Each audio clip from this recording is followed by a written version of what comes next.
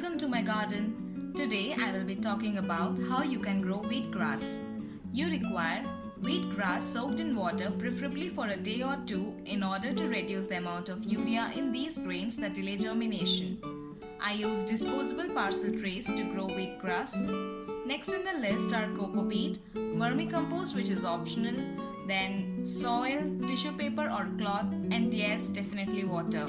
You can use spray or bottle with holes in the bottle cap. Now why holes? Because if not, excess pressure by water when it hits the soil or plant could hurt or even damage it. So let's get started. I made tiny drainage holes in the tray with the help of a safety pin. You can use any sharp object to do so, but be careful. This is how coco peat blocks look like.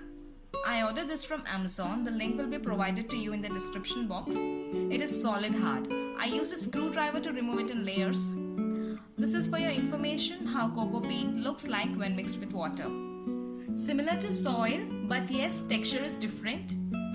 I haven't soaked it for long. I just mixed some coco peat with water. I used some coir and dry coco peat as the base, and on top of it I used a mixture of soil, vermicompost and coco peat, which I had already prepared this mixture for my other plants, so I'll be using the same for this. Using vermicompost is completely optional, and I'm currently using this one, that is Vermiculite from Amazon. As you can see, I have now placed soaked seeds. Please note that when you place them, do not overlap the seeds. You can also dig few lines within the soil and place your seeds in them and cover it with soil. Well, currently I'm using this one to water my plants.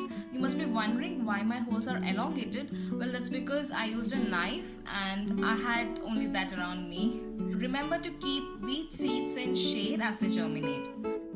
I have used a tissue paper to cover my seeds and poured water on it. This helps in maintaining moisture. On this day, it was amazing to see how tissue paper got lifted up by these tiny plants. As you can see, I have used 2 trays to grow wheatgrass.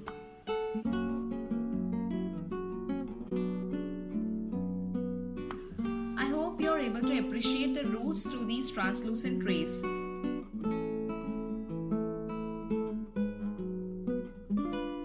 If you have noticed the images carefully, you might have seen minute droplets at the tips of these plants.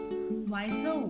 Plants need to have water circulating through them. So, if the surrounding humidity levels are low, the plant will pull moisture from its roots to maintain normal fluid levels and therefore function. I'm so much in love with different shades of green. It's not done yet. We'll see you soon.